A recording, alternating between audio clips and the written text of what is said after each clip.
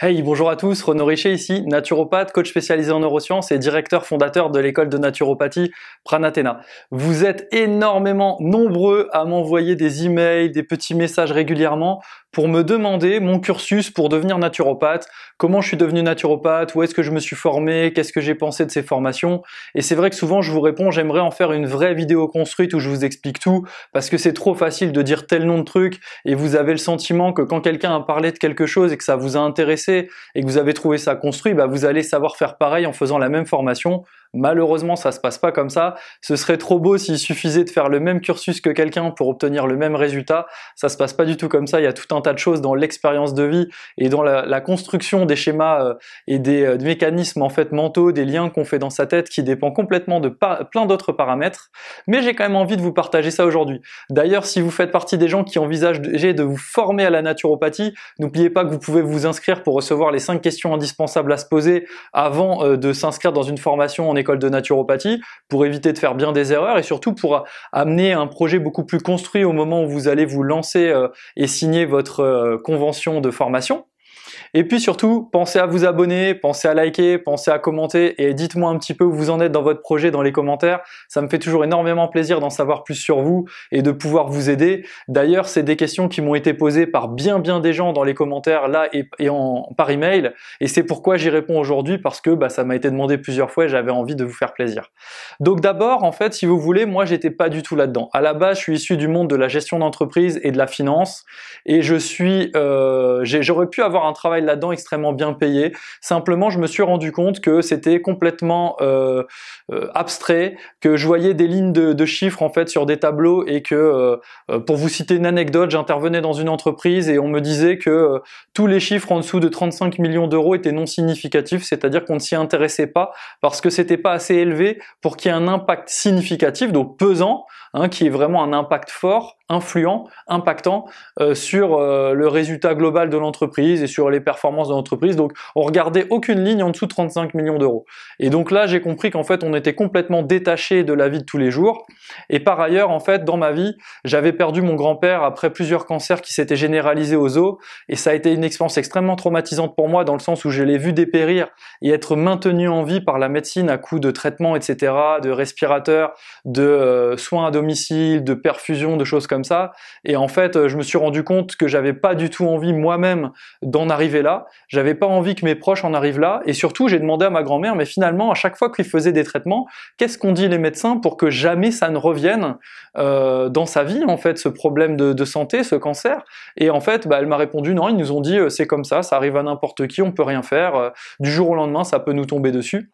Et en fait, à l'époque, il faut savoir que j'avais pas du tout une hygiène de vie saine. Je mangeais des burgers, des fast-food très souvent. Je travaillais 7 jours sur 7 en parallèle, notamment de mes études supérieures. Et donc, si vous voulez, voilà, j'avais un boulot le week-end en plus de mes 5 jours de cours par semaine.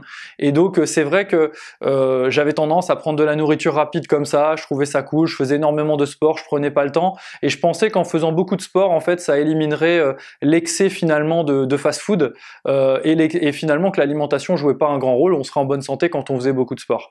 Or, je me suis rendu compte que c'était pas le cas puisque j'avais des difficultés à performer, notamment en termes de récupération et de blessures. C'était un vrai problème et donc aujourd'hui j'en suis largement revenu de cette croyance-là. Par contre, c'est vrai que l'électrochoc, ça a été le décès de mon grand-père et cette phrase de ma grand-mère, on peut rien faire, ça tombe dessus. Et là en fait je me suis dit non, il existe forcément des choses qu'on peut faire qui font de la prévention et en tout cas qui peuvent limiter l'apparition de cette maladie ou toute autre maladie. Je me dis c'est impossible qu'on puisse rien faire, que ce soit juste une fatalité, même si c'est ce qu'on nous dit à la télé et ce qu'on apprend à l'école. Globalement, je pense qu'on peut faire du préventif réellement, autre que du dépistage organisé.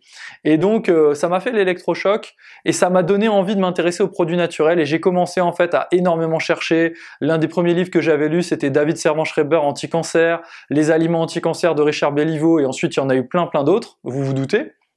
Et en fait, tout ça m'a amené en fait à sélectionner des produits de qualité pour les conseiller et donc à mes proches, etc. et pour moi-même, que ce soit des compléments alimentaires, des aliments sains, etc. etc. Et ensuite, mes proches ont commencé à me demander si je pouvais leur fournir parce que c'était trop compliqué d'aller à tel endroit, tel endroit, tel endroit, tel endroit sur Internet, tel autre endroit sur Internet. Et que souvent, quand ils allaient quelque part demander le produit, on essayait de leur vendre autre chose et ils n'obtenaient pas le résultat que je leur avais annoncé du fait qu'ils n'utilisaient pas le produit que je leur avais conseillé. Et donc, effectivement, j'ai commencé à commercialiser des produits de santé naturelle, puis petit à petit à en distribuer de façon exclusive en France. J'ai travaillé avec un chercheur, un grand professeur bulgare spécialisé sur le microbiote et la régénération cellulaire, où j'ai été distributeur exclusif de ces produits. Ensuite, j'ai développé mes propres produits puisque je ne trouvais pas de choses correspondant à mes attentes et à mon niveau d'exigence. Et un jour, j'ai rencontré, alors que pour moi, voilà, je conseillais des produits, je me rendais compte que je savais pas agir vraiment bien sur l'hygiène de vie, mais j'avais conscience qu'il y avait quelque chose à faire plus loin, au niveau des pensées, des émotions, de l'alimentation, du stress, du sport. Je me rendais compte qu'il y avait quelque chose à faire pour passer un pas, mais que malheureusement, aujourd'hui, j'en étais pas capable avec mes simples connaissances plutôt dédiées les nutriments, les actifs, les substances naturelles, etc. Il fallait que j'aille plus loin. Et donc, j'ai rencontré par hasard Sandrine et Robert Masson, qui m'ont tout de suite dit, mais en fait, Renaud, t'es naturopathe. Dans ce que tu fais, t'es naturopathe, c'est juste que tu ne t'es pas formé à la naturopathie et donc il te manque des clés pour faire des liens entre les choses et surtout savoir en parler et savoir bien accompagner quelqu'un. Et moi en fait, naturopathe, je savais pas ce que c'était, je me suis dit qu'est-ce que c'est, un médecin qui donne des plantes, de l'allopathie verte quoi, comme la plupart des gens ont en tête. On va me faire mettre des huiles essentielles, on va me faire sniffer de l'écorce, je sais pas, tu vois, je me suis dit c'est quoi ce délire? Et en fait, j'ai assisté à un cours et là ça m'a passionné, j'ai décidé de me former et donc mon premier mentor a été Robert Masson. Vraiment, paix à son âme, quelqu'un d'extraordinaire, quelqu'un d'une bienveillance, d'une lucidité, d'une pédagogie, quelqu'un qui était sûr de lui, qui m'a transmis la détermination, la crédibilité, la confiance dans ce que j'allais annoncer ensuite. C'est très important d'étudier auprès de mentors qui ont eux-mêmes, qui se sentent confiants et crédibles. Ça change tout sur votre façon de vous sentir confiant et crédible, tout simplement parce qu'on mimétise les gens qui nous inspirent et c'est très important vraiment d'étudier auprès de personnes comme ça. Donc ça a été mon premier mentor, j'ai beaucoup appris auprès de lui. Je suis pas tout à fait d'accord avec tout puisque je pense que malheureusement certaines de ses idées ont été influencées par ce qu'il a pu voir bien des années auparavant et que l'humain a énormément évolué et qu'il y a peut-être des paramètres qui n'étaient pas pris en compte dans son approche. En tout cas, réellement, quelqu'un qui m'a beaucoup impacté sur la question de la réflexion au niveau des différentes théories alimentaires, au niveau des mécanismes corporels qui peuvent expliquer un lien avec des symptômes à un endroit alors que la cause est complètement ailleurs. Quelqu'un qui m'a beaucoup inspiré. Donc mon témoignage pour l'école du Sénat, il est extrêmement simple. Une école très puissante, très intéressante en termes d'enseignement. Malheureusement, aujourd'hui, les cours en présentiel sont pas disponibles avec Robert Masson puisqu'il est décédé. C'est un petit peu le bémol. Et puis, l'aspect aussi... peut-être de pas avoir intégré de choses d'aide à la professionnalisation, au développement d'activités. C'est aussi une formation où il n'y a pas vraiment de physiologie, d'anatomie. On vous envoie des concepts dans la tête, c'est à vous de faire des recherches par ailleurs. Donc c'est tout à fait valable quand on est motivé. Mais il est vrai qu'on peut avoir parfois des simplifications, voilà, en apportant un petit peu d'anatomie, de physiologie pour expliquer les bases en fait nécessaires pour comprendre un mécanisme. Et je pense que ça épargnerait bien des recherches et parfois des personnes qui sont perdues face à un enseignement. D'ailleurs, quand j'ai décidé de constituer mon école, Pranathéna, c'est pourquoi j'ai intégré l'anatomie, la physiologie de façon très fonctionnelle et très ludique pour que les élèves en fait puissent comprendre ces paramètres indispensables, mais au profit de la démarche naturopathique. Il ne s'agit pas d'apprendre ça comme souvent je le lis, faut former les gens avec un niveau infirmière minimum. Mais former les gens à un niveau infirmière, les infirmières savent pas faire de naturopathie, donc il faut m'expliquer l'intérêt de l'anatomie-physiologie niveau infirmière. Il faut au contraire former à l'anatomie-physiologie fonctionnelle dédiée à la compréhension naturopathique des choses, je pense. En tout cas, sinon on se contente d'amalgamer en fait des connaissances en espérant que l'étudiant fera un lien. Et c'est pas comme ça que ça fonctionne. Donc je me suis formé avec Robert Masson, fantastique. Merci à lui, merci à Sandrine Masson, on a eu des échanges incroyables. Vraiment, sans elle et sans Robert Masson, je ne serais pas devenu naturopathe et je n'aurais jamais mis un pied là-dedans. Donc c'est des gens qui ont changé ma vie et qui m'ont permis de changer la vie d'énormément de gens, de milliers de gens que j'ai rencontrés ces dernières années. Donc vraiment un énorme merci du fond du cœur à eux. Ensuite, j'ai continué à me former, j'ai beaucoup étudié les travaux d'un natural doctor, comme on les appelle aux États-Unis, donc des médecins naturopathes, ils appellent ça des docteurs en naturopathie, dans les pays où il y a des diplômes officiels de doctorat en naturopathie, notamment Alex Vasquez, qui est un naturopathe mondialement connu, qui est un des plus influents, très très compétent sur beaucoup de sujets tels que le microbiote, l'inflammation notamment, l'autisme. Il a fait des choses extrêmement intéressantes, donc j'ai beaucoup étudié aussi sur ces travaux-là, donc je me suis pas contenté de rester sur la France. J'ai énormément lu, je vais pas vous dire que j'ai lu tout ce qui se fait, mais j'ai quasiment tous les livres de naturopathie qui existent, je les ai achetés, même des éditions de 1940, 1950, 1960. J'ai beaucoup travaillé aussi sur la biologie, une façon différente de voir la biologie, notamment les travaux de Béchamp, les travaux de Jules Tissot, des travaux voilà de la bioélectronique de Vincent, toutes ces choses-là qui sont indispensables et qui n'ont rien à voir en fait avec l'enseignement qui a été transmis par Robert Masson, qui allait vraiment dans le brut de décoffrage au niveau des sujets, des différents cas qu'on pouvait accompagner.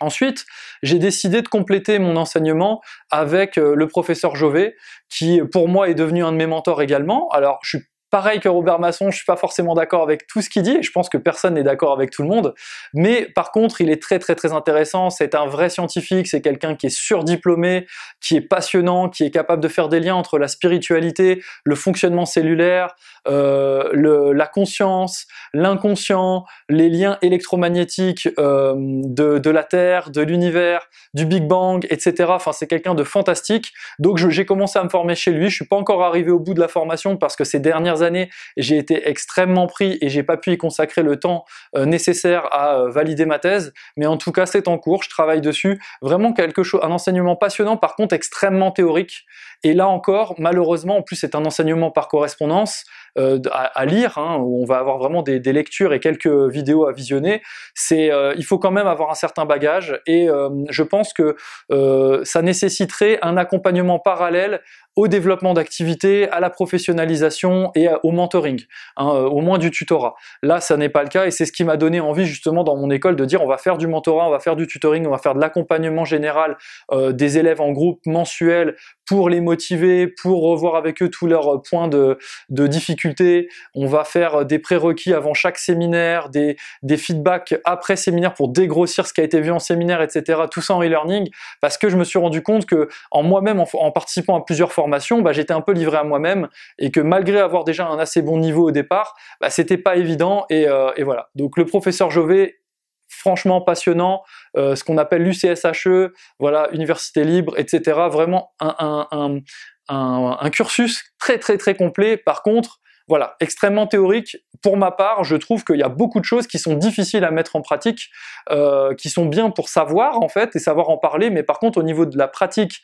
et de passer à l'action avec une personne, il y a 95% du contenu qui n'est pas dédié à ça. Il faut le savoir.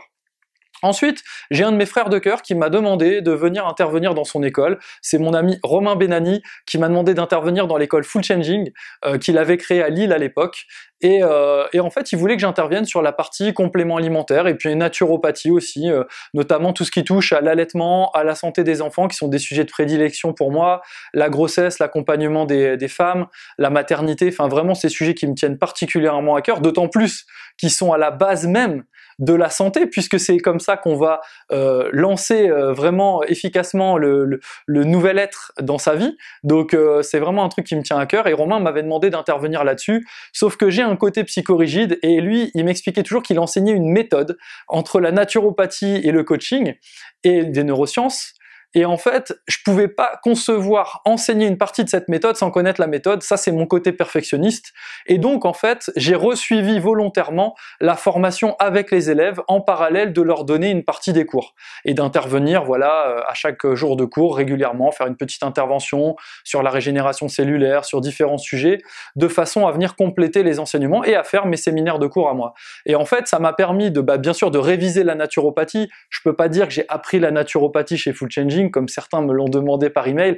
Il paraît que tu as fait Full Changing, que tu as appris la naturopathie là-bas, que tout ce que tu nous dis, c'est là-bas que tu l'as appris. J'ai beaucoup appris, j'ai adoré cette formation, reçu les cours avec mon frère de cœur Romain Benani, mais j'ai pas appris la naturopathie là-bas. J'avais appris la naturopathie avant et je l'ai révisé, et surtout, je l'ai réétudié au travers d'un prisme d'incorporation avec l'action des émotions et de la mise en motivation au travers des techniques issues des recherches en neurosciences. Et ça m'a beaucoup appris. Par contre, ce que j'ai appris là-bas, c'est le coaching et les neurosciences. Je m'étais déjà formé à des choses dans la mécanique quantique avec David Lefrançois, pour ne citer que lui, avec d'autres personnes sur les neurosciences et des techniques de coaching. Et effectivement, ça m'a permis vraiment de compléter et de travailler en coaching ensuite, vu que j'ai passé ma certification comme tous les élèves avec qui j'étais assis en classe. Donc voilà, j'ai fait 3 formations en fait de naturopathie, on va dire différentes, plus des enseignements que j'ai reçus à droite à gauche. J'ai aussi fait des formations dans d'autres domaines, comme sur les sujets de la respiration thérapeutique, l'équilibre postural pour lever en fait les tensions musculaires qui peuvent parfois créer des difficultés au niveau vertébral, au niveau de la hanche, au niveau du cou, au niveau des différentes axes ostéo-articulaires et musculaires. Et donc en fait, je pense qu'il faut jamais arrêter d'apprendre, il faut continuer à creuser. Et donc ces différentes formations, ce qu'elles m'ont montré en fait, c'est que plus on a une action et une vision large, plus on va être compétent dans la naturopathie, mais pour ça, il faut apprendre au travers d'une méthode globale. On peut pas aller piocher par-ci, par-là, c'est trop long, c'est trop difficile, parce que les liens sont pas directement faits et pré-mâchés, donc il nous faut des années pour les faire nous-mêmes et les observer dans la pratique. Donc il est primordial d'apprendre une méthode globale, et c'est pour ça que j'ai eu envie de créer mon école, en amalgamant toutes les techniques que j'ai découvertes ces dernières années, pour lever les blocages émotionnels, libérer au niveau émotionnel et traumatique, travailler sur la respiration, travailler sur l'activité physique et le sport santé, travailler sur les soins énergétiques au travers de la médecine traditionnelle chinoise, de l'Ayurveda, du Qigong, travailler sur l'énergétique en tant que telle, au travers des chakras, au travers des soins énergétiques, et travailler aussi sur je vous disais, ce fameux équilibre notamment postural, qui est très très important. Et bien sûr, la naturopathie, les neurosciences, le coaching, le développement d'activités, tout ça, ça me paraît indispensable pour créer le thérapeute de demain, le naturopathe de demain, qui va en fait être capable de répondre aux besoins de l'humain moderne qui a besoin d'être motivé, a besoin d'être aidé au niveau émotionnel, au niveau traumatique, au niveau postural. C'est une catastrophe du fait de la sédentarité, au niveau de l'activité physique, c'est indispensable, au niveau de l'alimentation, je vous le fais pas dire, et quelque chose qu'on connaît moins, c'est au niveau de la respiration. Et vraiment, j'ai à cœur de transmettre ces différents enseignements, il y en a encore plein d'autres, dans ma nouvelle école, et j'espère que cette vidéo vous aura aidé à comprendre un petit peu le cursus que j'ai pu avoir, pourquoi j'en suis là, qu'est-ce qui fait qu'aujourd'hui j'aime parler neurosciences, mais j'aime aussi parler inconscient, spiritualité, j'aime aussi parler hypnose, j'aime aussi parler alimentation, j'aime aussi parler allaitement, maternité, etc., etc. Je pense que maintenant vous avez un petit peu fait le tour. J'espère que cette vidéo vous aura plu, qu'elle aura répondu à votre curiosité. Jusqu'à ma prochaine vidéo, je vous dis portez-vous bien, continuez à croire en vos rêves, et merci de me suivre les amis. À très vite.